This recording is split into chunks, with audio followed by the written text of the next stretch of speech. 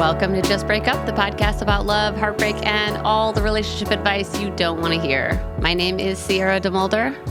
And I'm Sam Blackwell. And this week, we're going to tackle topics like fighting for someone who is choosing not to be with you, being stubbornly single, and the mythical pity party. But before we begin, we just want to give you our Surgeon General's warning, which is that Sierra and I are not licensed mental health practitioners or relationship advice people.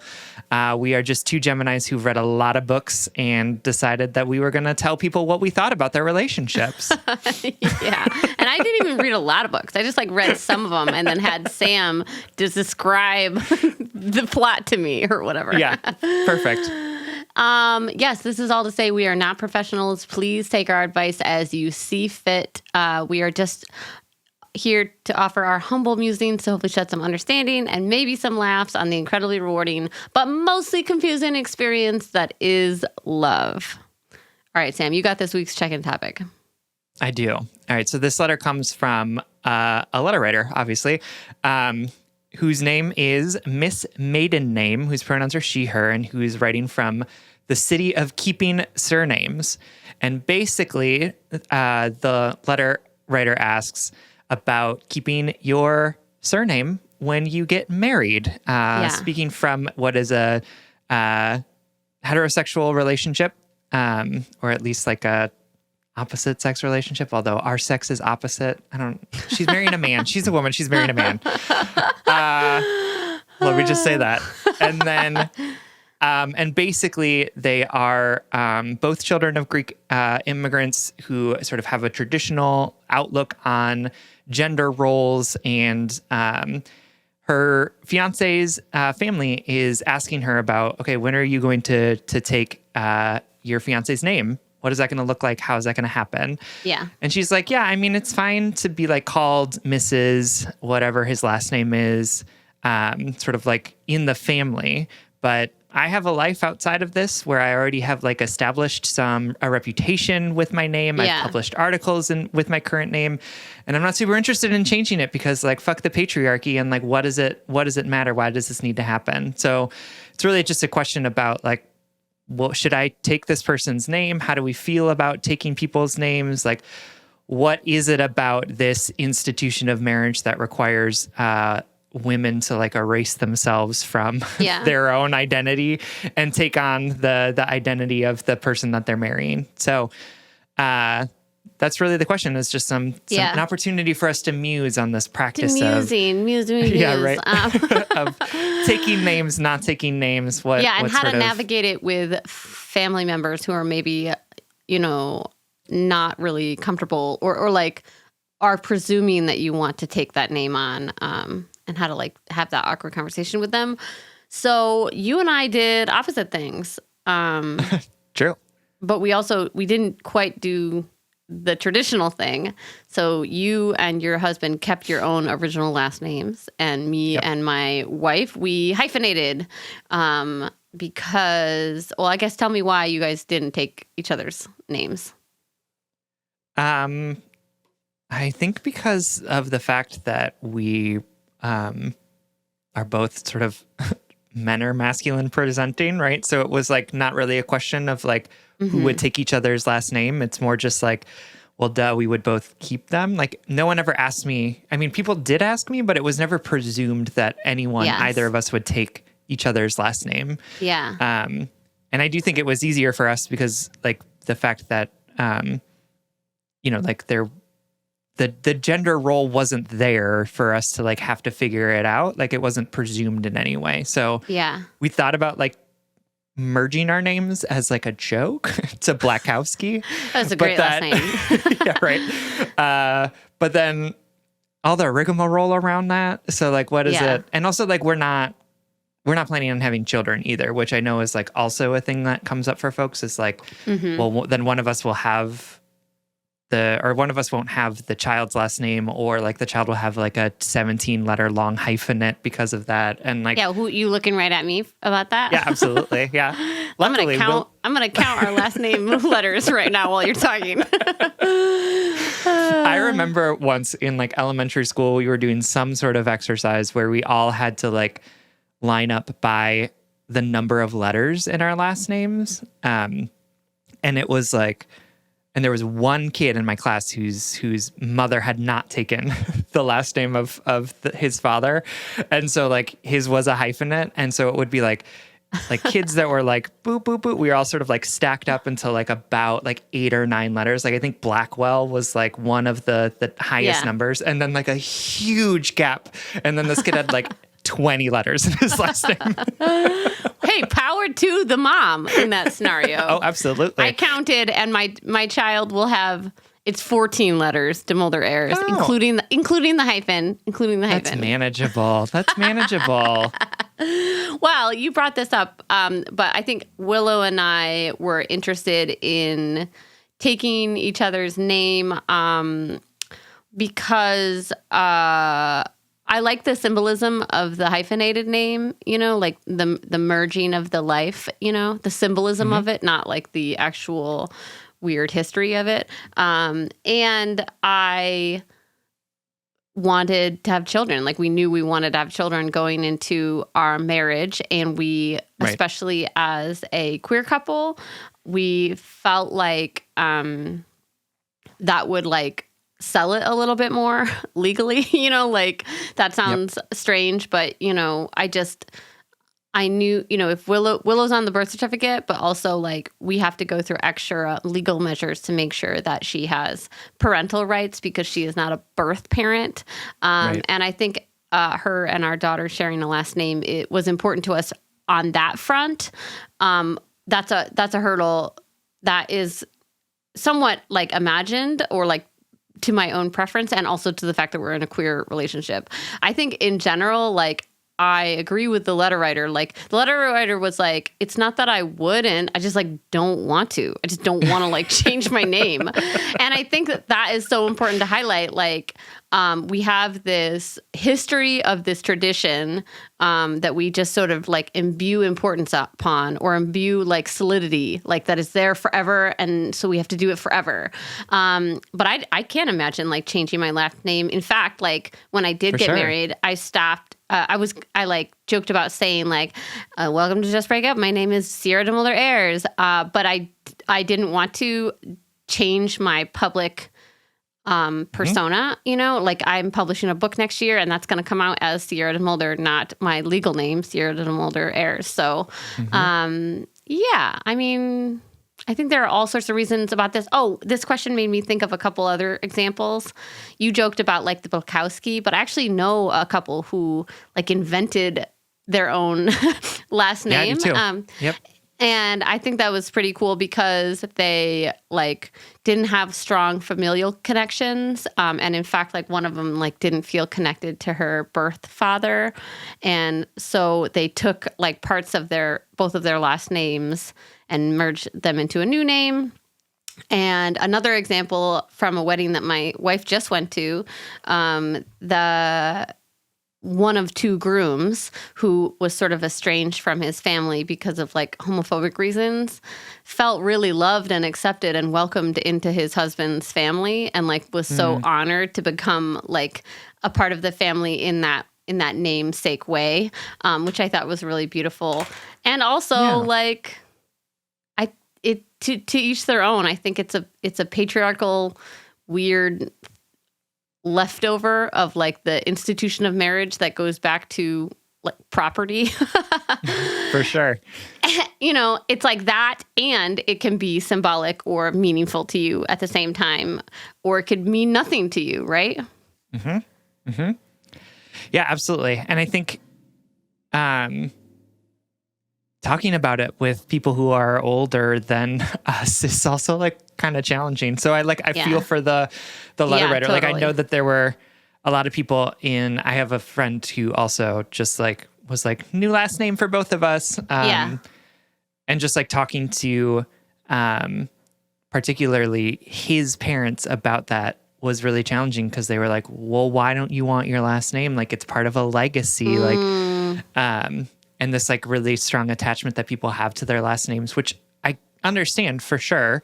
And I think it's like, it can be a really good thing to have connection to where we come from and who we come from and all of that good stuff as well. But I do think like it is challenging to talk to folks who presume that this is the best or only way to operate and be like, actually, I kind of want to do something different. Like I'm not super interested in changing my name legally because that's a lot of work and I don't want to. And I think to talk about it with other people, while it can be difficult and uncomfortable, I think you can start with just some like basic scripts like, well, I didn't really feel pulled to take this person's name. Or, I feel really connected to my name because of X, Y, and Z. Or end it at the end of that sentence. I feel really connected to my name, so I didn't really want to change it. And just sort of like sitting in that, the simultaneous like discomfort and empowerment of knowing what you want and knowing that that is not established by other people's comfortability with it, or like their acceptance of it. Like, yeah, like your Greek family in-laws, they might come from a tradition where it's unheard of to not take the husband's name, right? And so you're going to be opening their eyes to a new possibility, right? And that new possibility might be confusing to them or scary or, I don't know, blasphemous. I don't know. I'm trying to think of all the adjectives I can think of. And also, if you stay firm and confident in your choice about your name, the thing that you have been called your whole life, I think that will weather over time, right? Their resistance to it will weather over time. Do you agree? Mm-hmm. I mean, who knows? I don't know these people. Yeah, absolutely. I mean, it's one of those things where it's like, it's gonna be crunchy until it's smooth, right? Like it's just gonna be one of those things where it's like, yeah, you're gonna have to answer this question over and over again from people, and the answer can be, yeah, I just chose not to, right? Yeah. Like that can be the answer, because it's really nobody's business but yours and your husband's why this is happening, and that can be challenging, right? But if that is the boundary that you have, or that's sort of the only amount that you want to give people, like that's your prerogative. Yeah. If people can ask you over and over again, you can be like, yeah, just didn't feel like it, or yeah, I don't know, we just chose not to. Mm-hmm. Like it can be that simple. Mm-hmm. Will people be okay with that? Probably not, but like that's their own business, right? Like that's their own thing. Like they need to work that out for themselves, why they feel like they need or deserve to know this information. Yeah. And I'll also say, zooming out from this specific letter writer, like to the more universal, like to anybody out there trying to make this decision for themselves, if it doesn't feel right, just know that you have time. You could change it later in life. You could change it a year at your first anniversary. You could never change it. You could hyphenate it one day. If it doesn't feel right, or like if there's something like whispering inside you that you're like, oh, but I like my name, but there's this tradition, you can like take your time. You don't have to lean into it just because we've seen this thing done upon, year after year after year of like the history of marriage, right? Doesn't mean it was necessarily the right choice to begin with.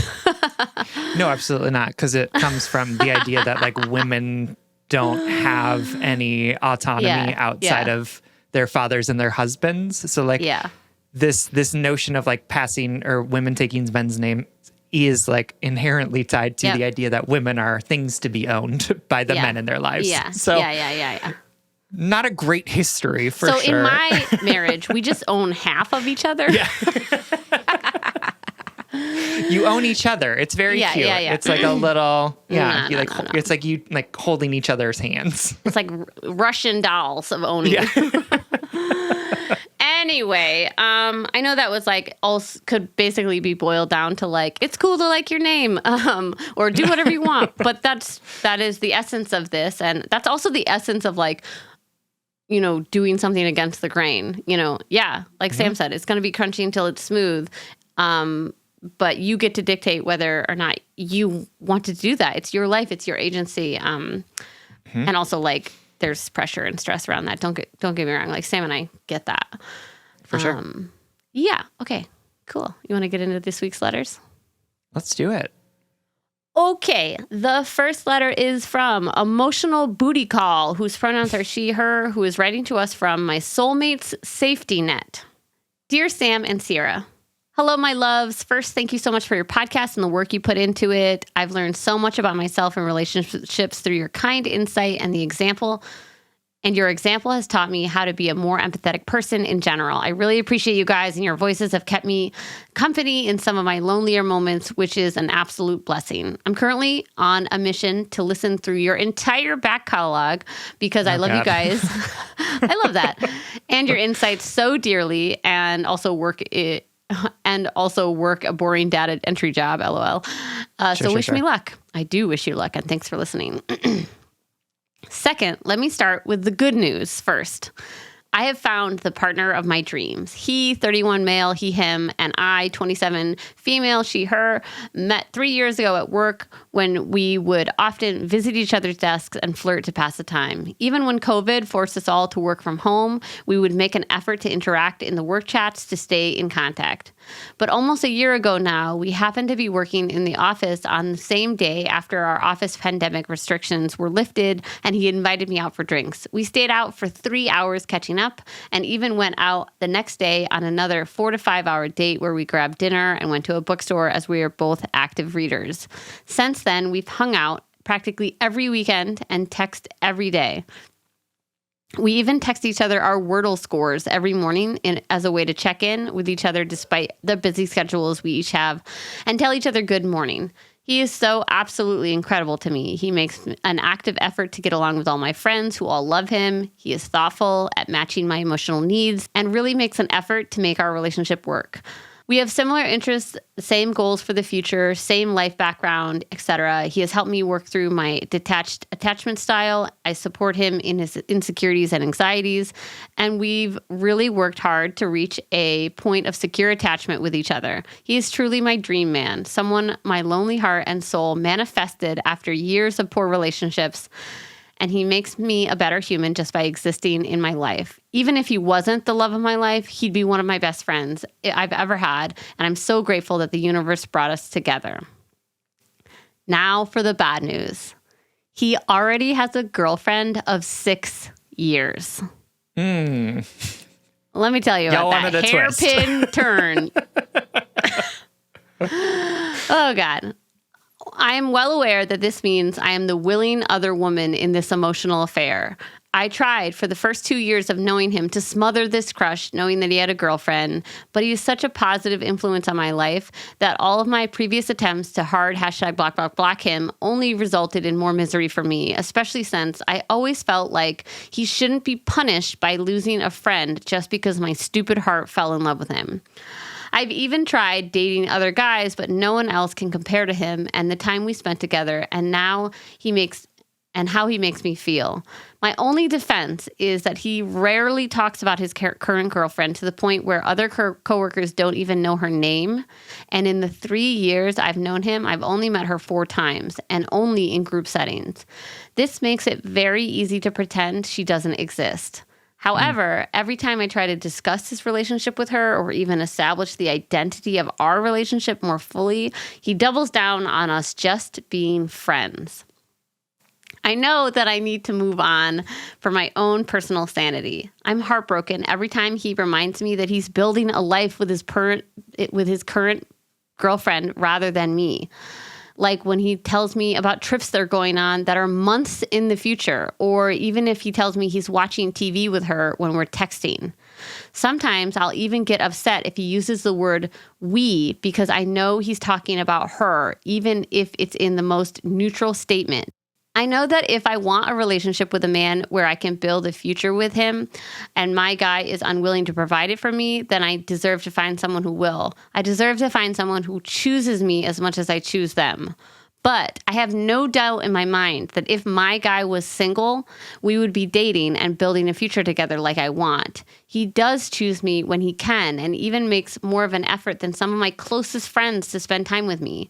From our conversation, he's implied that he's unhappy in his current relationship, but can't afford to break up with her for one reason or another, likely financial, as they own a house together. And they have already decided that they're not going to get married. I know that he doesn't have the same support system that I do to help him navigate this emotionally complex situation, which is likely his hesitancy in investing fully in our relationship. I know that I also give him mixed signals when mixed signals he gives me puts me on the defense mode, and I'm working on it. But it's so hard to tell him I love him when he automatically pretends that he knows nothing of our connection as soon as I try. It makes me feel crazy that I'm imagining this entire relationship with him, even though his actions are different from his words. This makes it hard for me to move on because I know I'm so close to being able to be officially with my dream man. He just needs someone who is not me or all of my friends to tell him that his current relationship isn't sustainable, especially if he needs to keep calling on his perpetually single girlfriend, aka me, as an emotional booty call to fulfill his needs for emotional intimacy. Sam and Sierra, do you have any advice for me and my perpetually heartbroken little heart? Am I a terrible person for continuing our friendship despite my love for him? Do I need to directly tell him that I'm in love with him when I already know chances are high that I'll be rejected and my confession will only complicate his life further? What responsibility do I have in this affair if I'm single and he's the one choosing to spend time and grow in emotional intimacy with me rather than her? Do I owe it to him to provide a formal breakup before I start dating randos on dating apps to try to move on from him? For the record, I did recently switch jobs away from the job we shared, so we are no longer coworkers. Also, he told me that dating coworkers was a deal breaker for him. We did discuss polyamory as a concept, not directly for our situation, and we both agreed that polyamory wasn't for us. I told him I wanted to get married one day, and after that, he told me he'd be willing to get married for the right girl, despite already telling me that he was not planning on marrying his current girlfriend. So he's willing to work with my boundaries too. As a bonus, my therapist also thinks we should get together. If my therapist, my friends, and complete strangers we meet on our not date dates think we should be together, then it's still worth fighting for, right? Thank you again for your insight and for reading my lengthy letter. I sincerely appreciate you guys in my life and hope you have a lovely day. Love you, Emotional Booty Call. All right, Emotional Booty Call. Thank you so much for writing. And I do want to just say it is really challenging to be in love with a friend, especially if that friend is dating someone else, and especially if it feels like that emotional intimacy that you both share as friends is something that you're not getting from other people, or feels like it's like a level above what like a normal friendship would look like. And it's hard to be in this game of like a little push and pull, like, is this happening? Is this not happening? Maybe I just have to tell him in the right way, or, oh, he just needs to break up with this person. Like that's an uncomfortable and like just emotionally, mentally, psychologically taxing position to be in. So I'm sorry that you're going through this. I'm glad that you two have found each other as friends, because it sounds like you are really connecting with each other. But what a tricky and sticky situation to be in. Yeah. And I also want to say, like, our repeated refrain, which is that, like, we are not in your body. I don't know what your conversations are like. I don't know what this flirting is like. I don't know how he honors his relationship. Like, we are not there. So we are only basing this on our, this one-dimensional letter that we have. And I say this with love. He sounds like a really good friend. He sounds like this is a good friendship for him. And why I'm leading with that is that, like, I just want to open this conversation up with, like, examples from my life. I get emotional intimacy from my friends, I get a ton of emotional support from my friends. And just because he is getting it from you doesn't mean he doesn't necessarily get it from his partner. And I know, again, like, we don't know the ins and outs. You said, like, he's sort of said he's unhappy with his relationship, but I just want to make sure that I'm painting the other side of the picture, which is like, when something's going on in my life, I text Sam and Spencer, right? When I, Sam or Spencer and I have texted about the new therapist that we're seeing, right? And we've talked about, like, our issues with our parents, like, I just want to be clear that I talk about vulnerable. You hear me talk about really vulnerable things with one of my best friends on this show, and he provides so much emotional intimacy for me and such a space for me to grow and be affirmed and to have my emotions be safe and explore them. And they are 100% platonic to me, and that's a huge part of our relationship. And so I'm leading this with this because what you've written tells me that he is repeatedly not only choosing to stay with his girlfriend, they've invested in a future together. Not only are they making plans, but they bought a house, yada yada. But also he keeps affirming that you're such a good friend. I text Spencer every day. I text Spencer a good morning, Wordle text. Like, again, we don't know the nuances of this. I'm just trying to paint it. I'm trying to paint the picture as broadly as possible so you can take away what fits you. I don't text Spencer my Wordle score every day or like good morning every day, but we do text probably every day. And sometimes it is good morning. I also have friends that I text my Wordle score to most days, right? Yeah. And I also have friends that I talk to about my relationship with Peter in a way where I'm like venting about some of the frustration or the challenges that I might be experiencing with him, but that doesn't mean that my relationship with Peter isn't healthy and sustainable and continuing, right? And I just want to create the space for the fact that, like, there's a lot of assumptions in this letter, at least the way that I'm reading it, right? Again, I'm not in your body. I'm not part of these conversations. But this idea that he's not getting the emotional intimacy that he needs from his partner, that the fact that they're not getting married means something about the strength of their relationship, right? Or about the fact that, like, he is unhappy and wants to get out, but he can't, right? Like, but you don't know the details of that, which is also right. like, or if he had a different support system, he would leave. For sure. He would. Yeah. Or if exactly. If his friends were there to tell him that this isn't a good match, and it's like, again, like, it sounds like you two are really close and you're having all sorts of conversations, but that is just one glimpse. You have one glimpse into the life of this man who has a rich emotional world that you are not privy to because you are not in his body and you are not living his life. And so he may be telling you particular things about your life. There may be particular things that he talks about with you in particular ways, but that doesn't mean that he's not happy in his relationship. That doesn't mean that he doesn't have friends or family who are looking at his relationship and saying, this is a really good fit. You two seem to be getting along really well. Or that he has friends and family that are like actually saying to him, maybe this isn't the relationship for you, but he's saying, actually it is. I actually want to be with this person. Right? We don't know any of that. And there's a lot of assumptions in your letter about the fact that he's unhappy. And if he were in a different place, he would break up with her and be happy with you, which again is like another big assumption here, right? Like, you two have what seems like a really great emotional connection as friends and former coworkers. But that does not mean he's your soulmate. And it does not mean that a relationship between you two, a romantic one, would be good or beneficial.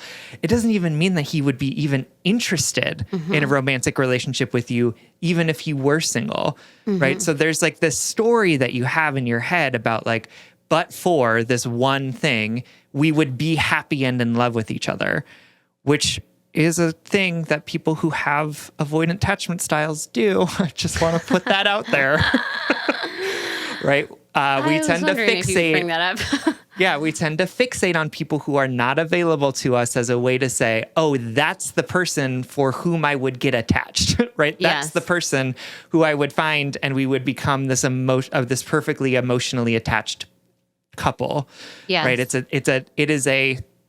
coping mechanism for us to maintain our avoidant attachment styles, right? Because then when we start dating people, we're like, oh, but it's not like this person, and that person is the person that would be the perfect attachment for me. So this person that I'm dating clearly isn't it. It doesn't feel the same way. He doesn't look the same way. All of these different things. So we can continue to be avoidant. Yes. Because we have this thing that would be, but for this thing, would be perfect for us. Yes. So I want you to like dig into that a little bit. But I also want you to see this narrative that you're telling yourself about how we would be perfect except for these things. But that's not true. It's absolutely not true. I'm just like saying that out loud to you, right? Like maybe it is possible, but it is not the only truth that's available. Maybe it might not even be likely that that is the thing that would happen. Yeah, absolutely.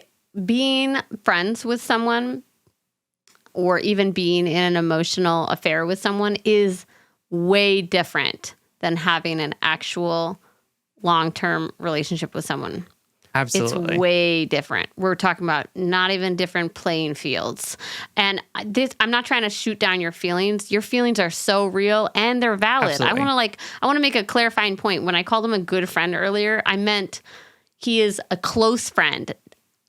I'm not sure that this is a good friendship.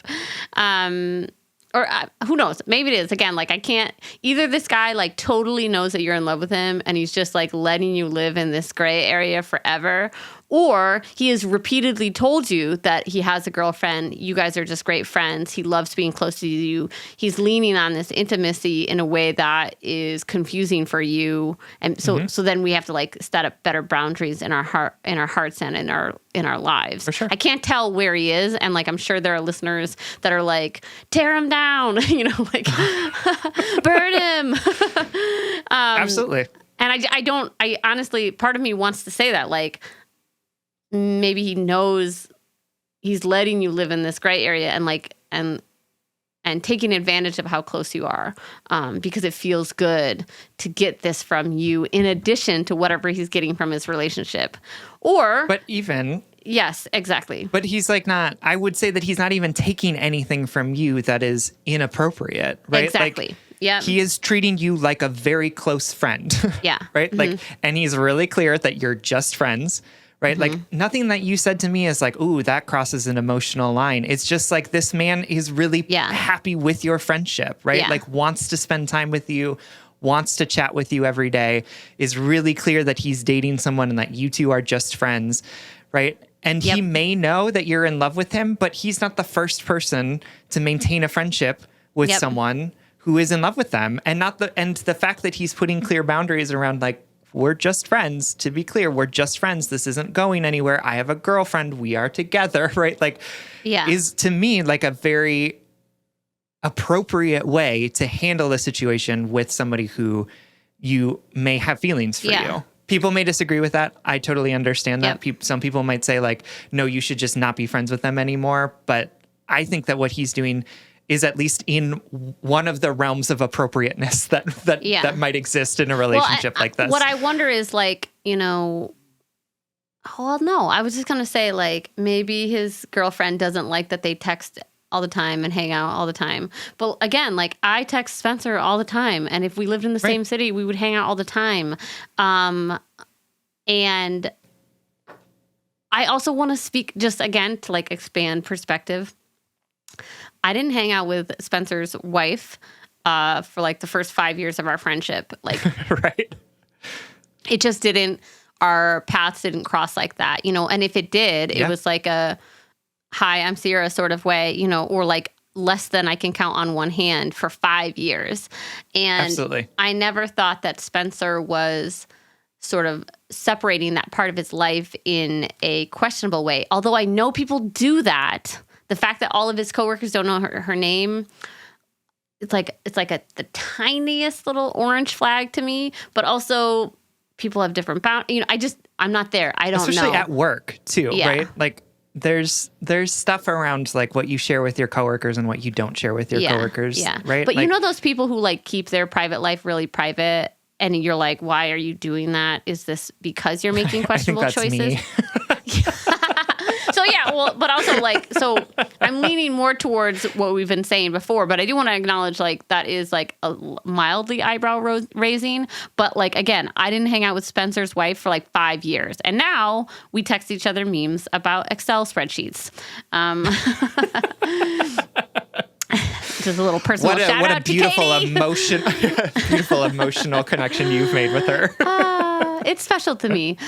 Anyway, so yes, going back into my empathy, which is never left for you because of what I'm about to say. Unrequited love is hard. Being in this situation is hard. It's hard on your heart. You literally said it's worth fighting for, right? And what you meant by that is it's worth staying in this non-relationship for the crumbs, the hope, the tiny shining light of a potential future relationship if he decides to leave his current partner and then when he's single decides down the line when he's ready to date that he might want to date you and that date would turn into a good relationship. Like that is how spread thin you are right now, is that you are hanging onto this love because of the tiniest needle at the end of that hypothetical thread, you know?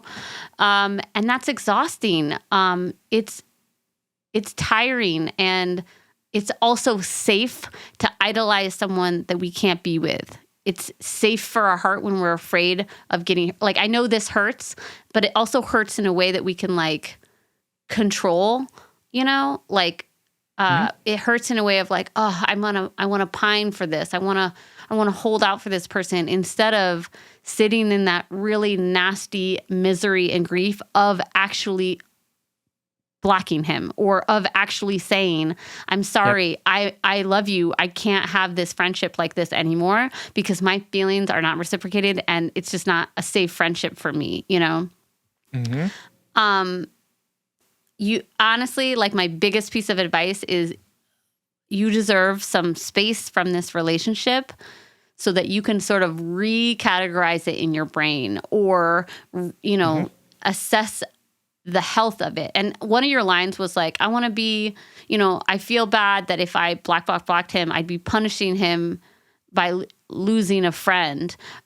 You know, sure, that's noble, but like, where are you in that? Where are your needs? Because we could stay if we didn't prioritize our own needs and our own wellness and our own love lives, right? Let me just say that explicitly. Like, if we didn't prioritize your opportunity to meet someone else, then you could stay in this middle ground forever. You could be his best friend forever. And guess what? Down the line, they could get married and you could be in their wedding. You know, this is what we're talking about. I'm not saying don't be friends with this dude because I don't know what's at play here. Like, I don't know his maliciousness or not, you know.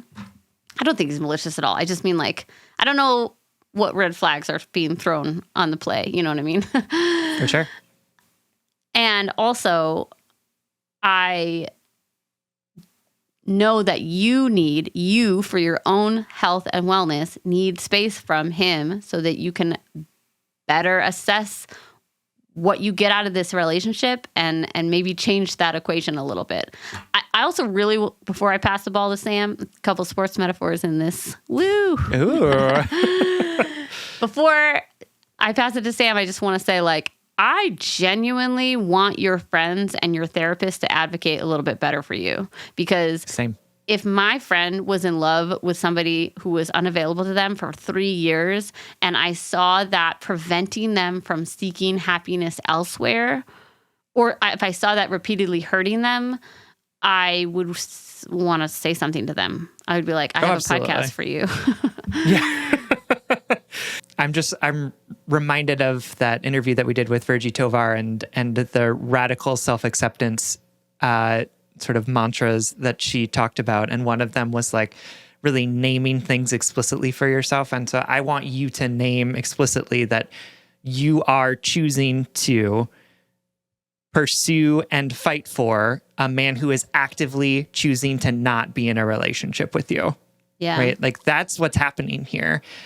And I want you to say that out loud because I want you to sit in how rough that is, right? Like, how hard and challenging that is. And to recognize the fact that, like, this is just such a shitty situation. And I think this story that you've told yourself around like, oh, but for, oh, this just needs to happen. Oh, I just need to wait for this is a way to try and save you from the pain that is being in love with someone who's choosing to be with someone else, right? Like, just what a shitty situation to be in. It is so hard to do that. And often what we do in those types of situations is to tell ourselves all of these different things about how it could be or it will or whatever it is. But I want you to sit in the discomfort and the pain of this reality so that you can make some choices about how you want to move forward with it, right? Yeah. I know that it felt miserable to block this man. Of course it did. Yes, it's not supposed to feel good, right? It's not supposed to be like, oh, I feel so relieved that now I can't talk to this person who I have spent so many mornings sending my Wordle score to. Yeah. Right? Like, it's gonna feel bad, but it's feeling bad with a goal in mind, right? To say like, I know that this person is actively choosing to be with someone else. And so I'm going to put distance between me and him so that I can pursue things that are going to be more nutritious for me, that are going to be more sustainable, that are going to sit in all of the things that I deserve in a relationship with it, which is somebody who is emotionally there for me, somebody who is physically available to me, somebody who wants to be with me and not with someone else. And so I want you to do that, not because I want it to feel good, but I want you to do it because I want you to be able to find enough space to be able to find someone who's going to be more sustainable and more nutritious for you. And it is not this man. In this moment, it is not this man. Yeah. And I also want to say, like, Sam and I are viewing this through the lens that this is a healthy relationship on one side of things, like this is a good friendship, and it's a good friendship to you. Everything you said, I mean, you wrote this really thick paragraph about like all the great things that he's brought to your life. I know there's intimacy in this friendship. I know there's value to it. So I hope everything that we've said doesn't make you think that we devalue this relationship. It's Absolutely just a matter of sustainability. It's funny that you said, like, I want him to see that his relationship is unsustainable. But I want to say, like, how long do we stay here? How long do we stay in this moment in this way? And honestly, I want to know what Sam's opinion is, but I think you should say to him, I think you should say, I love you. I've always loved you. Our friendship is really confusing for me because of the intimacy. If you cannot reciprocate this fully right now, AKA leave your relationship and turn this into a romantic relationship and not just a friendship relationship, I need, for my own mental sanity and my own happiness, to pull back and to reestablish boundaries new, right? I think it should be a conversation because it's going to have to be in tandem because of how close they are. What do you think? I think he knows. I think I've never told a friend who I didn't know, like I've never told a friend who I knew wasn't in love with me that we're only just friends, right? Like I've only said that to people who I know are interested in more. I wish I knew more about those conversations. Yeah, totally. Right? Like, oh my God, like that is fucking so accurate. Sam, we're so friends. Right? Like I've never been like, Sierra, just so you know, well, what about we're just he could have been friends. affirming it like, you're such a good friend. Sure. I don't know. I'm not part of this relation. I don't know what it is. But I also think that there's this trap that a lot of us fall into where it's like, I just need to say it in the right way and then I'll get the answer that I need. And I think you're getting the answer over and over and over again, right? Like he's told you you're just friends. He's told you he's in a relationship. He has not told you that he's interested in appreciate that he breaking up with talks this about person. Her. Right. He might not name her. You might not hang out with her, but he tells you when they're hanging out. He tells you about their plans. Also, It's not a red flag to me that they don't want to get married. Oh, you already said that. Sorry. Continue. But I think like the issue here isn't that you haven't told him in the right way. I think that he knows that there's stuff at play here, and I don't want you to get into the idea of I just need to tell him the right thing so I'll get the exact right answer that I need. Right? He is telling you he doesn't want to be with you, right? Like, and that's the important part here. That's the thing that we need to take away from this. And you can for sure tell him like, hey, I I am interested in you. I want to be more than just friends. And the fact that this can't happen means that I need to take a break, or I need to pull away, or I need to put some boundaries up. But I don't want you to ask him if something's going to happen, because I want you to believe what he's been telling you already, which is that nothing is going to happen. Yeah, that's fair. Do love an ultimatum, though. No, absolutely. Hail Mary. For sure. And we always have different perspectives on these types of things. So, like, take Sierra's advice, take my advice. I'm a sucker. Whichever. Yeah, either of us at this point. I just want to, we've been kind of like railing on you hard, and that's just because we're trying to, again, broaden this scope to give you the tools, the language, the clarity to see how this is not your soulmate. This is not the person. And if he is, it's not like this, right? Something's got to give, right? And it's not going to be him breaking up with his partner spontaneously and then magically being like, I want to be with you. I mean, hypothetically, that is what happens on rom-coms. But absolutely. 100%. Yep. Something's got to give, right? Something's got to move. And you are the one that has to move it, or else you're just in the waiting room of this other person's life. But again, we've been very stern, and I just want to say this is so hard. This is so hard. I know what it's like to be in a multiple year long non-relationship with somebody that is ultimately unrequited. And I know what it feels like to make an identity out of that, to be like, this is a part of my life, whether I want it to be or not. And this is at the end of the road. Here he is, and that's where my happiness is. And to see that as part of your path, and to not really realize that that's not the fixed path, and that's not even the real path we're on right now. You're not on a track to be on a relationship with this person. So I have a ton of empathy for you, and I love your big heart. I love the love that you have for him, but you know you deserve to put it somewhere else. You know you deserve to find somebody who can reciprocate this fully. You've said it to us. It's just a matter of believing it, and also shifting your perspective about intimacy and friendships. Again, we're not in the relationship. I don't know how weaselly this man is being. Who knows? Thank you so much for for writing. We love you. Hope this helps. All right. Our next letter comes from Stubbornly Single, whose pronouns are she, her, who is writing from the fictional island of single badass women. Dear Sam and Sierra, I am a 24-year-old cisgender gay woman. I've listened to every single episode of the pod and have been a JBU fan for 900 years. That made me laugh out loud when I was reading it. So That's thank you for all of your us. Honestly, yes, we've been doing this podcast for 1,000 years. Thank you so much for all of your humble musings. Was that a new vampire accent? 1,000 years. 1,000 years. I'm not really writing to you today with a specific question. I guess I'm just looking for some validation or affirmation, or maybe I really do need you to tell me that I'm a menace to society who must be stopped at all costs.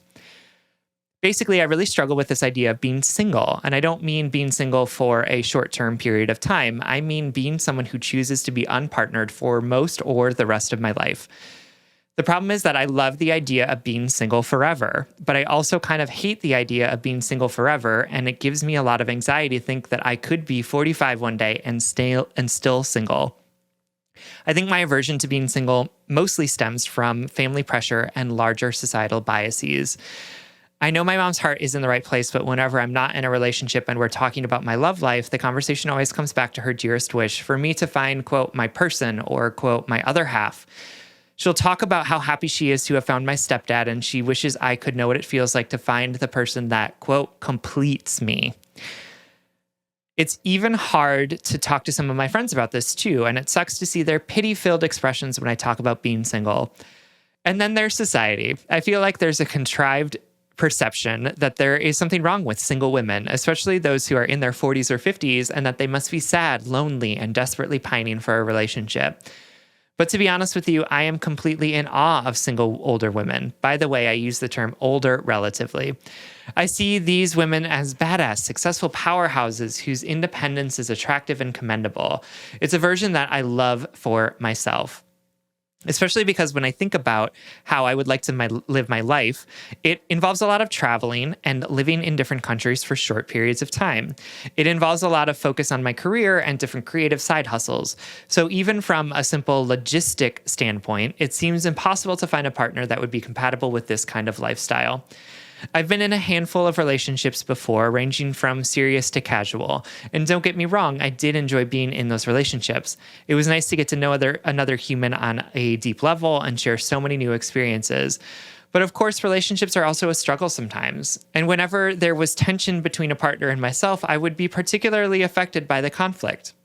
I'd ruminate on the issues, feel anxious, and sometimes feel this chronic sick to my stomach feeling until the problem has resolved. It's just so much easier to feel centered and take care of myself when I'm single. I have a much easier time focusing on doing those things like meditation, journaling, and hiking that help me maintain a positive mental health and feel good. And even as far as sex is concerned, it's fun to have sex with other people, but I've never had an orgasm with another person. Meanwhile, I have no problem having fantastic orgasms on my own. So honestly, having a dry sex life isn't really a concern. This is all too much information to say I'm tired of dating and just want to be single. I am 2 months post-breakup from my last relationship, and I'm feeling really good about my new life. But with my deeply rooted fear of ending up alone, I have to fight the urge to re-download dating apps and start swiping. I'm not exactly trying to swear off relationships forever and ever because I know that I've got a lot of life to live and have no idea how I will age and change. But with my silly little headspace as it is in this moment, I just feel like I'm destined to be one of those cool, eternally single women. Can you validate that this is an okay way to live my life? Do you have any advice for how I can talk about my preferences to be single when talking to my family and friends? Or if you have any other thoughts and insights around this subject, I would love to hear them. You are both sweet treasures, and I will always be grateful for all of the advice you've given. Much love, stubbornly single. I'm gonna call everybody my sweet treasures now instead of my darlings.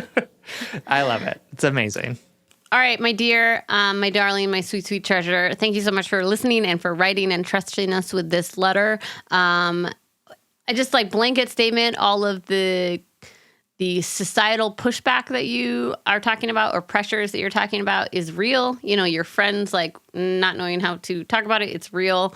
And your mother's, language about complete yourself or you're finding your other half or whatever, that's real. Those things are out there. We live in not only do we live in a patriarchal, heteronormative society that pushes and assumes monogamy, we also assume partnership, right?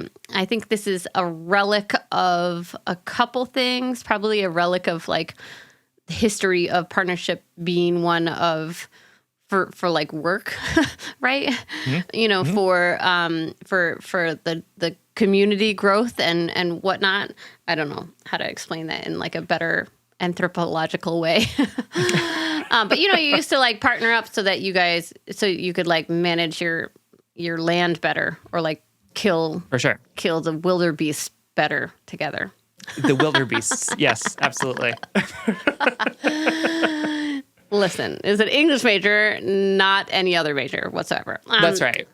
So, we have grown as a society in which partnership really mattered at one point, and now we're seeing that it doesn't matter as much for someone's happiness, success, livelihood, wildebeest attacks. There's no correlation anymore, right? Mm-hmm. And it's probably also a relic of our society loving love, think about the global beast that Valentine's Day is, rom-coms, the fact that all of our stories are a lot of our stories are based around love and being saved and being completed and being the ugly duckling that turns pretty and then is desirable and whatnot. It's just a part of the threads of our society. And so, of course, when you go against that thread or when you go against that grain, you're going to feel that pushback. That's real. For sure. And my advice is mostly going to be go be single. Do that. Do that in spite of that. Do that despite that. And for sure.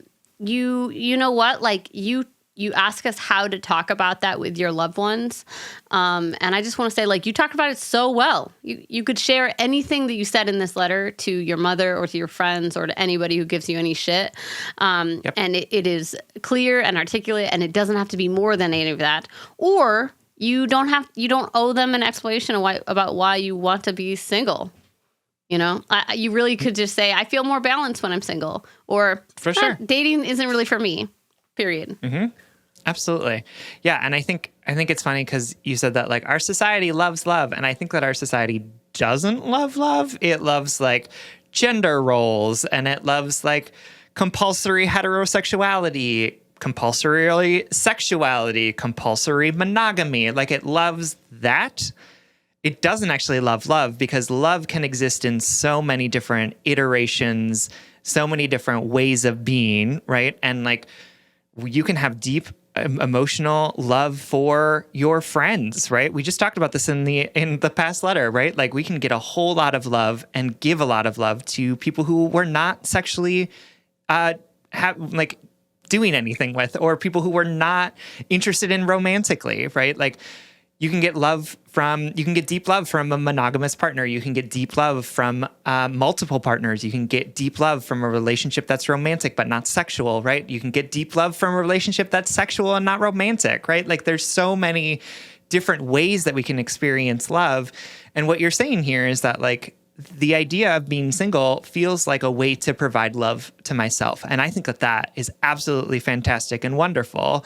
And I wish that we existed in a society that could look at all of these different iterations of love and see it as being wonderful, regardless of whether or not it is a heterosexual, monogamous, gender role completing relationship, right? Yeah.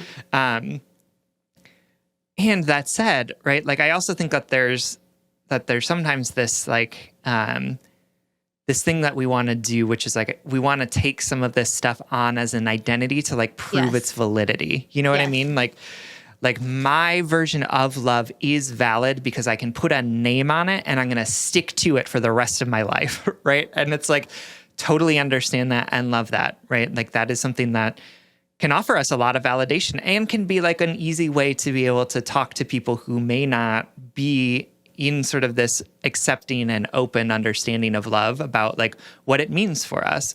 But I also want to say, like, you can be single for the rest of your life. You can be single for right now. You can be single for the next 20 minutes.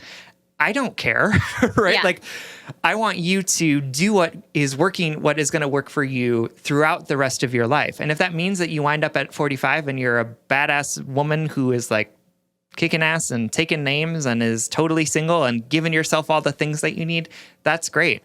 If it means that you're 45 and you realize and you're single and you're like, actually, I really would like a romantic partner and I'm having trouble doing that, but you're still a badass, great. All of that is fantastic, right? Like, so if you don't want to date people, don't date people, right? Like, you don't have to do that. And if the time comes where you want to change your mind and you're like, actually, you know what I want to do is that I want to have multiple sexual partners, that's what I want. Or if I want to have multiple romantic partners, that's what I want. Or if I want to have no romantic partners, that's what I want, right? Like, we are so capable of adaptation. We are so capable of change. And so I want you to say, like, yeah, absolutely. My goal right now is to be single. And I don't want you to get bogged down with the idea that you have to make this choice for yourself now for forever. Yes. You don't have to. That is not something that you need to, at the age of 24, decide for your 45-year-old self. But if you want to be single now, if you're not interested in dating now, great. That's fantastic. You can tell people that, and your mom will be sad, because moms are always sad about all sorts of things in our lives. It's true. I'm sad constantly, man. Exactly. So, like, it's gonna happen. But I want you to like not get so bogged down with like, what if I'm making the wrong choice? I want you to just like embrace this moment. Like, dating's not working for you now. Cool. Then don't date. Be single. That's fantastic. I love that for you. Yeah, I think authenticity is really about having the confidence or wherewithal to know what you really need, despite your mother, despite the looks from your friends, despite culture, and despite your past, right? You know, like say you were a chronic dater, you know, a serial monogamous, and you have this pattern within you and you've just always done that, and that's been the way of your life. Or you are society with marriage and all the women take the men's last names and we're just doing that because that's what feels right. Like authenticity is about saying, nope, wait. This doesn't, even though I've done this for years, or even though everything's telling me to do this, there's something in me that's nagging at me. There's some whisper inside me that says, no, this isn't for me right now. Leaning into that, making space for that, uplifting that voice inside yourself. And Sam's right. Moms, man, we're suckers. But more importantly, like your mother's wish for you is a wish of fulfillment through the lens of her experience. And is it a little archaic? Sure. Or is it like not the best phrasing? You know, does it grate on your sense of identity when she uses terms like, you know, your other half or whatever, when you're like, hey mom, I'm a whole person right here, right now, and I might never want to be with someone ever.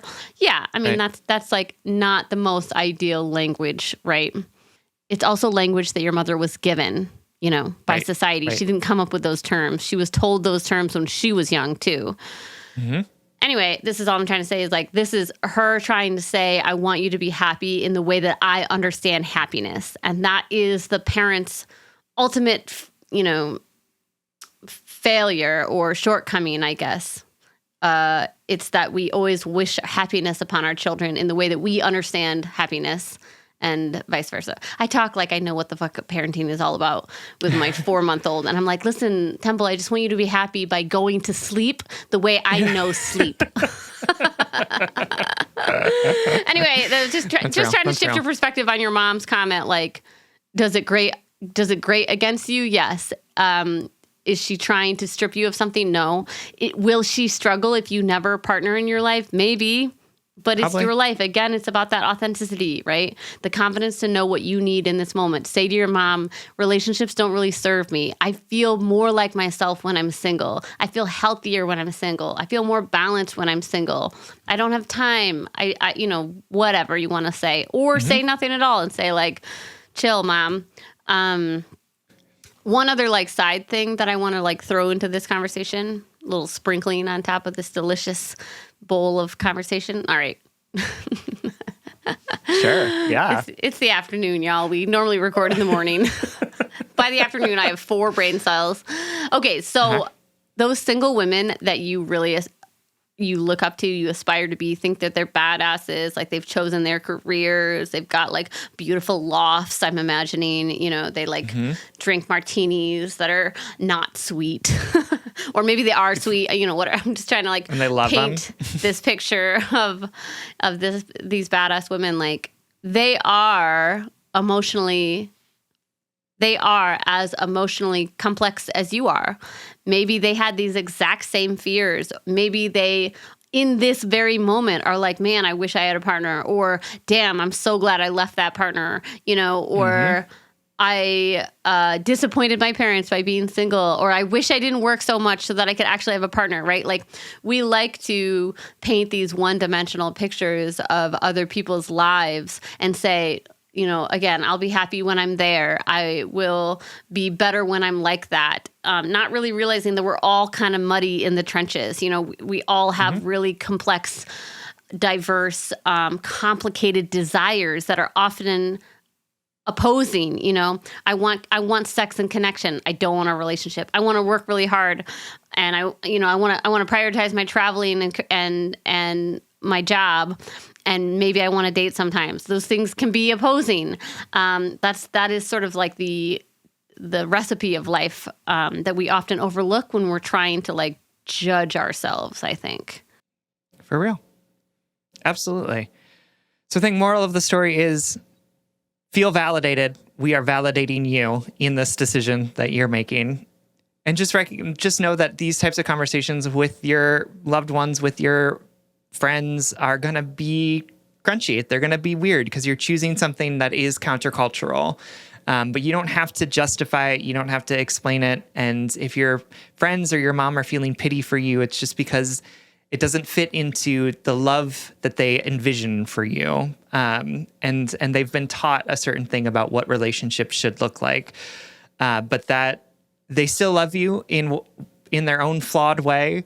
But you get to decide what your future is going to look like. And that future can look the same as you envision it now, or it can look different as you continue to move along. That is the prerogative that you have as somebody who is continuing to grow, continuing to age, continuing to figure out more about yourself and what you want and what you need. We love you. We love you exactly as you are, partnered or unpartnered. And we hope this helps. Absolutely. Thank you so much for writing.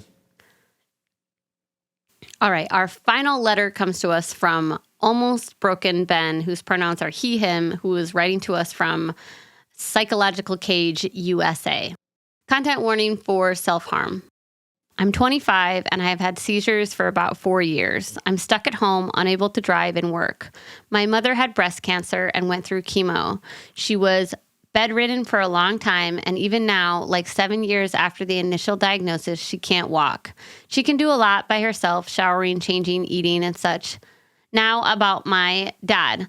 He had cancer when I was younger, and surprise, history repeats itself, and it came back. He continued working to support my mom and I, and also being too stubborn to admit something was wrong, and also afraid that we wouldn't be able to afford any more bills. Shout out to the whole government insurance thing.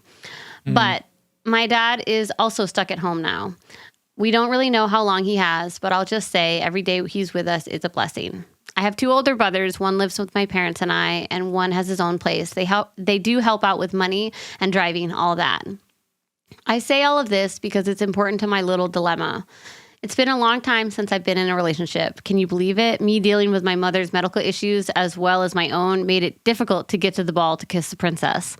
Now, as of a month ago, my dad is also stuck at home, so it definitely hasn't gotten easier. I'm afraid that when I get better, almost 6 months seizure-free right now, I'll feel so lost. I've tried just talking on social media apps, but I've yet to find a, quote, potential girlfriend that is willing to just be friends and wait this all out with me. I've met some girls who say, I'll come pick you up, but it's for flings, just sex. Apparently, my grandma isn't lying when she says I'm handsome. But I can't have them pick me up, even if I wanted to just have a fling, because then my parents would be home alone, and basically I'm a live-in nurse. So I feel like my entire life is restricted by my condition and now my parents' conditions. I've dealt with depression and self-abuse, cutting myself, hitting myself.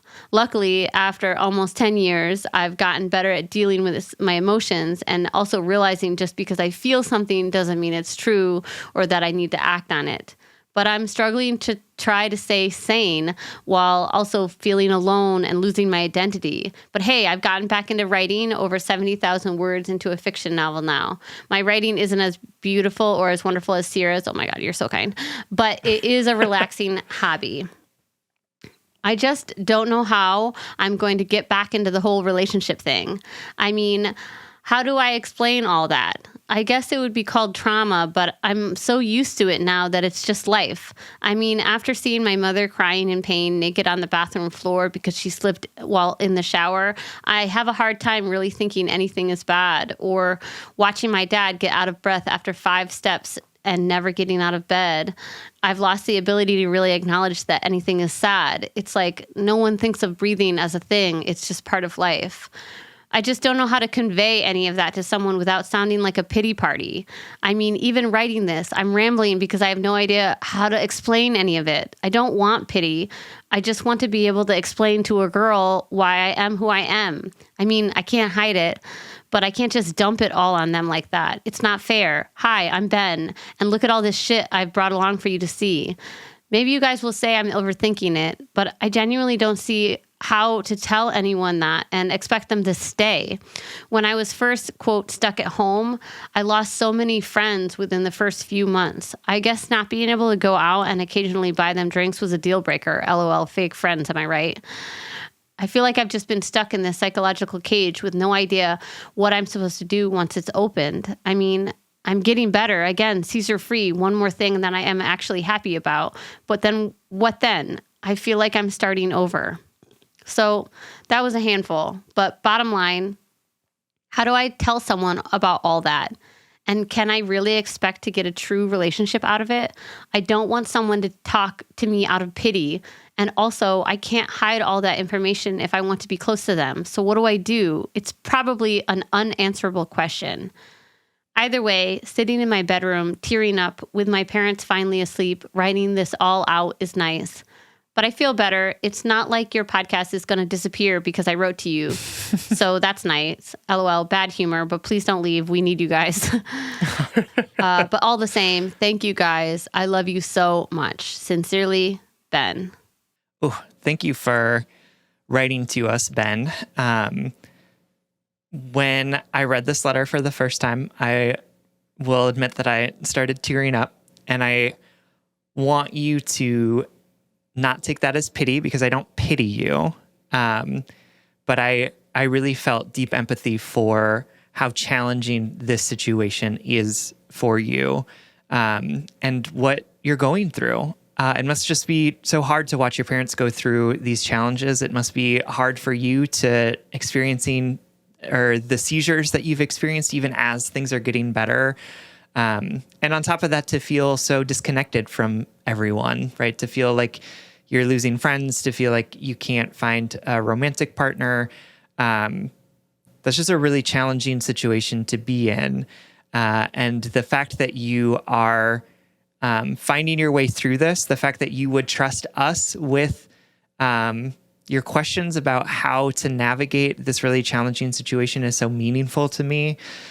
So I see how much pain this is causing you.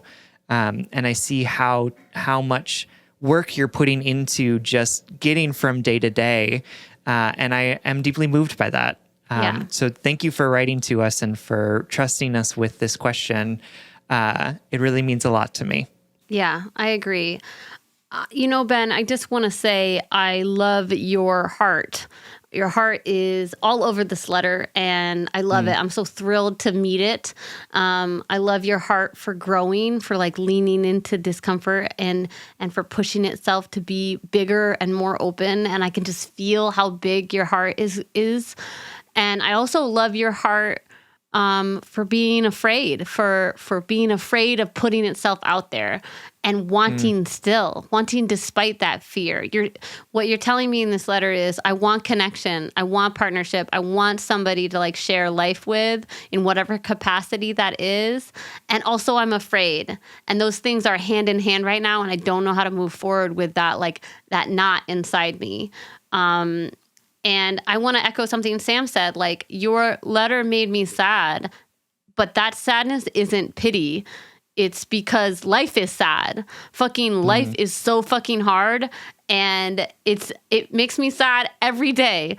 All of your letters about your heart, everybody's heartbreaks, all Just Break Up listeners who have written to us, it all makes me sad because I'm a human who has experienced pain, and therefore I empathize with your pain, and I see you in that. Even if I haven't experienced that, I can say, wow, that takes courage, that takes time, that takes effort, that takes emotional labor, that takes a toll on your heart, on your body, on your time, on your life. Like, it's not pity to say, wow, I see you having an incredibly hard human experience. I see you in that hard experience. I see your humanness, and my humanness comes up to meet you, whether or not I can relate to that pain.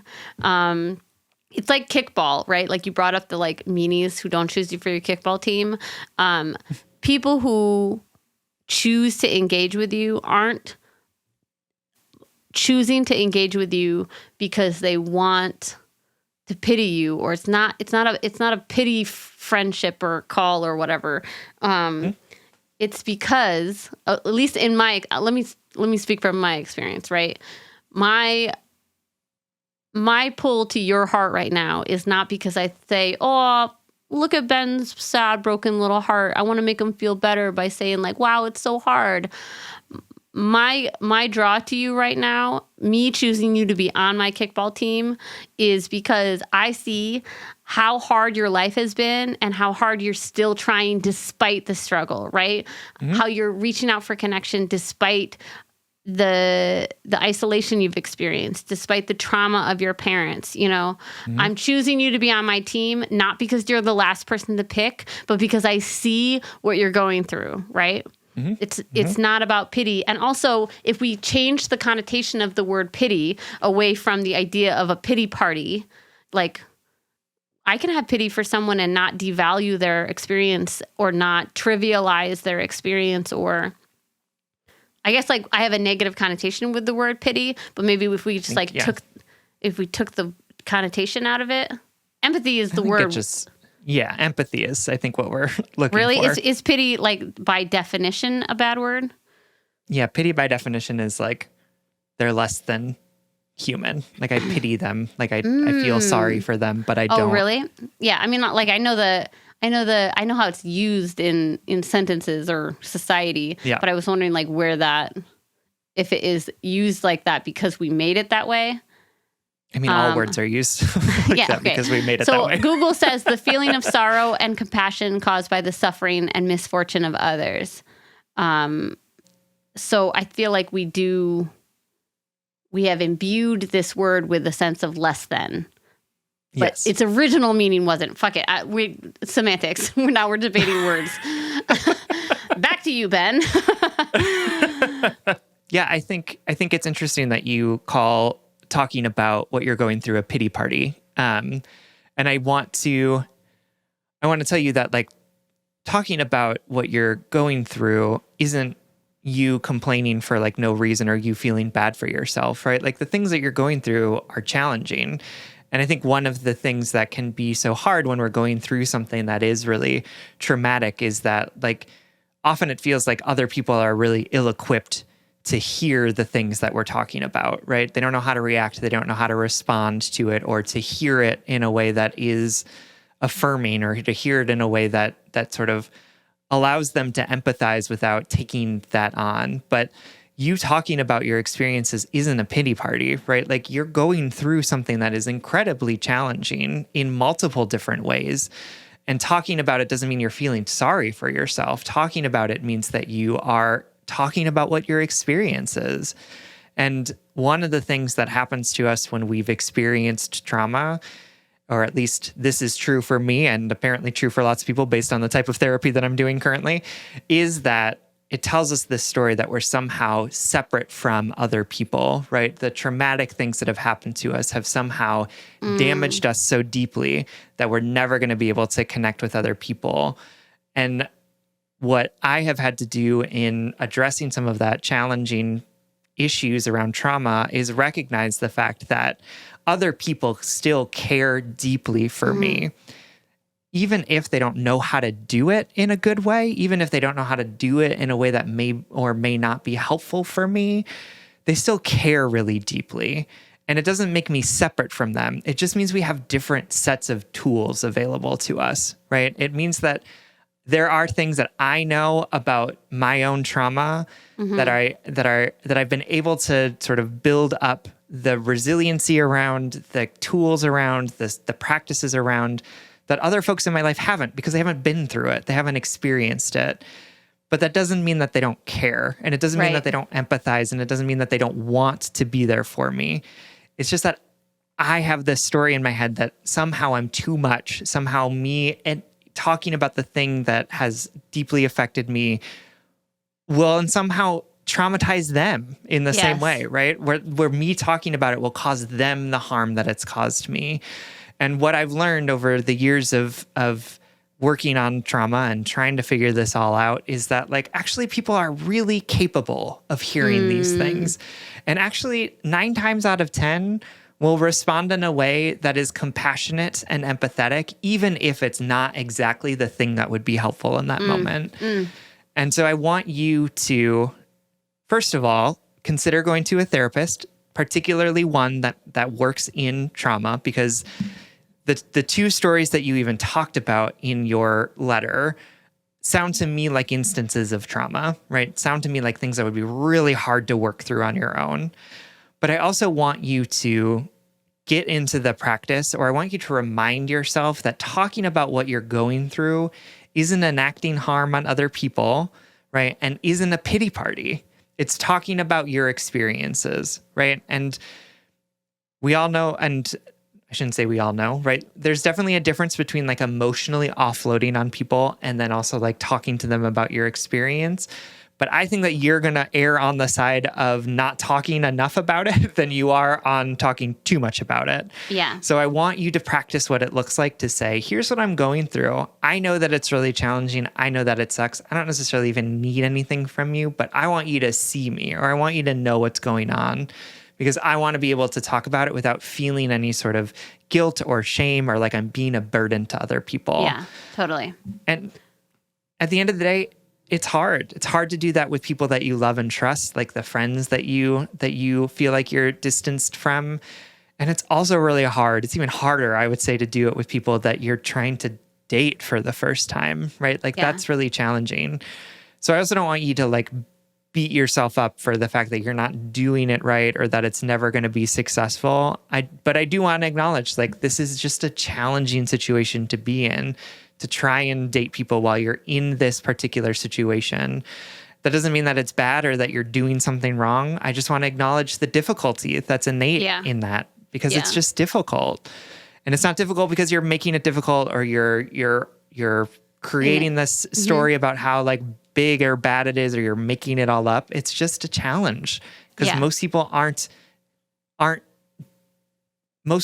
expecting this type of experience when they get on a dating app. Right? Yes. Like they're expecting like, let's hook up, or like, let's say sup to each other 7 times before we actually do anything. Right. Like, so it is challenging. I'll just say that. And you're not making up that it's challenging. You're not making up that it's hard. Yeah. Taking care of your parents, dealing with chronic health issues, it's heavy. It changes the trajectory of our lives. It limits us. That's all very real. Mm-hmm. I want to talk about pity one more time. Sorry. I was like sitting here thinking about the word pity. And I think we have, like, all the definitions I saw online are just like to feel sympathy for someone, to have sorrow for what they're going through.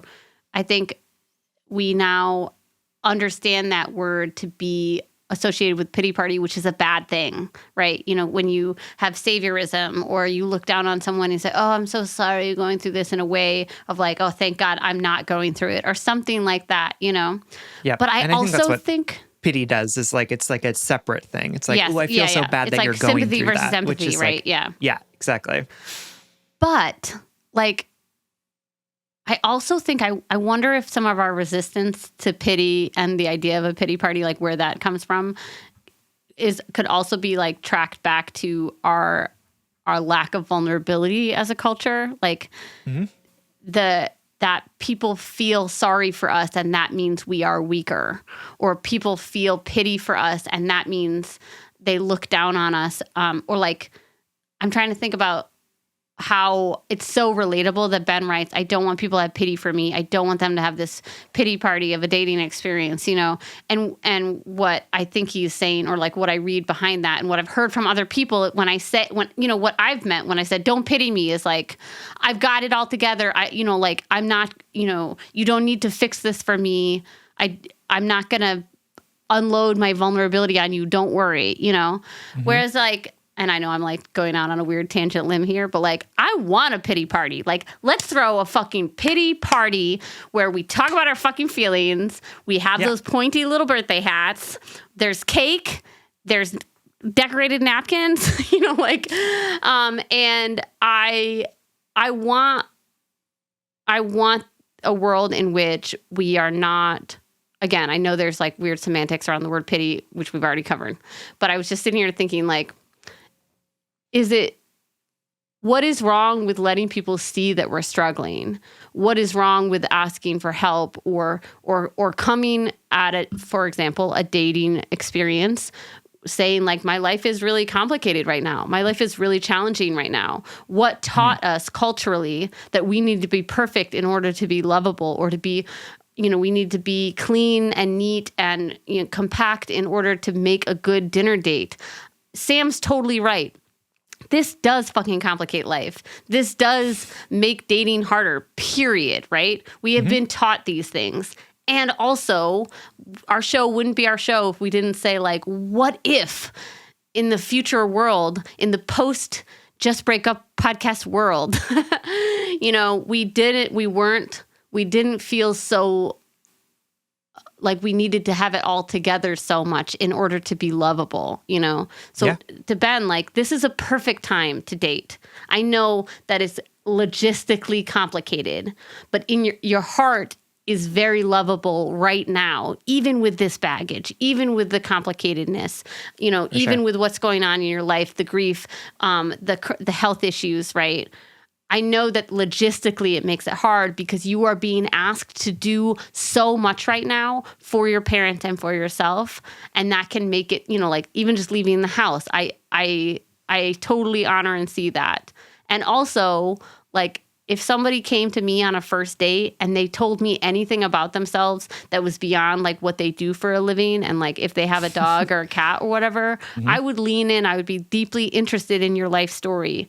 I know that this is like an idealized Just Break Up world fantasy that I'm having right now, but we are talking about pity parties here. So like, I'm going to have a pity party. I'm going to invite all my friends, all the Just Break Up listeners. Yeah. And I just also want to say, like, you talk about this disassociation you've had with these heavy feelings, that you've gotten,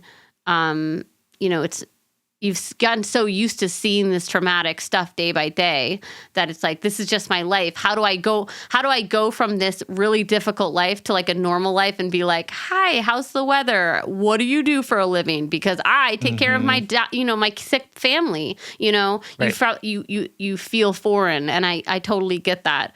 But I also want to say, you've gotten used to it. You've become fluent in these feelings because you've been been forced to by life. This is the position that your life has put you in.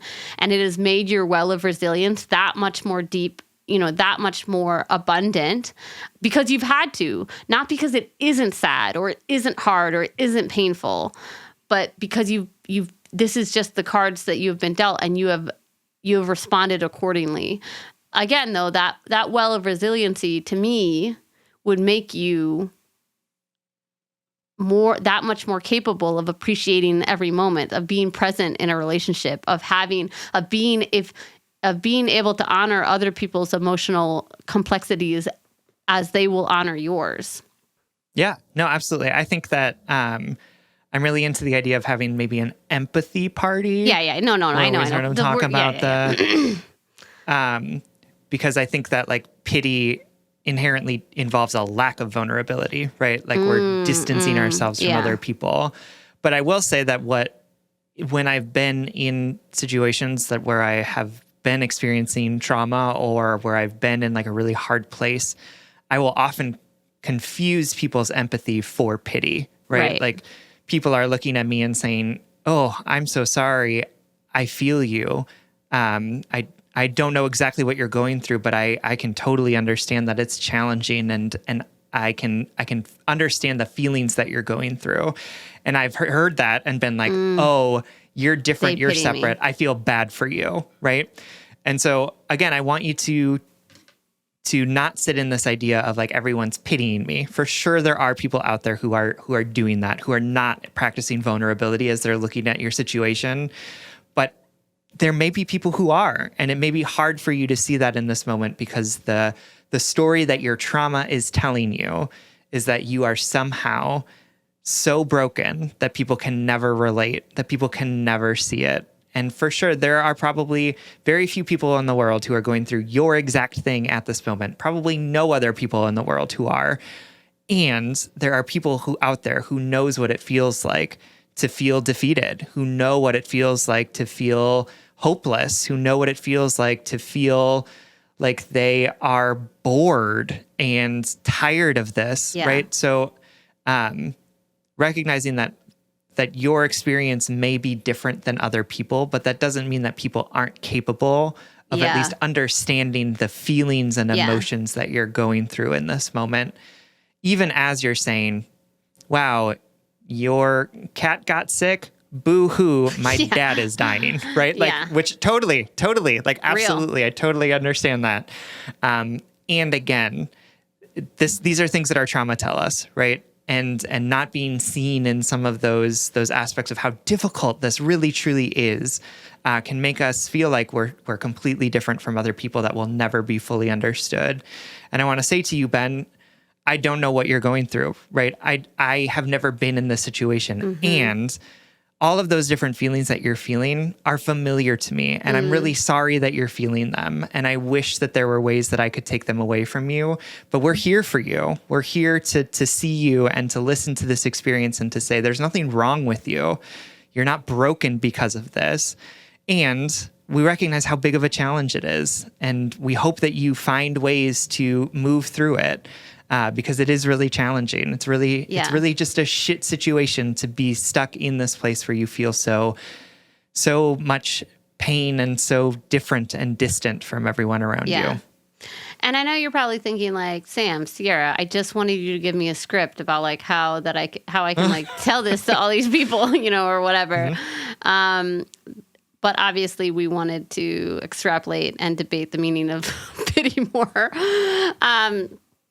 But I will say, I've gotten at least a dozen DMs on our Instagram from folks being like, Just Break Up should have a dating service, or you should like match up listeners or whatever chaotic idea, which is a very adorable idea. I just like don't want to like take on other people's relationship in that way.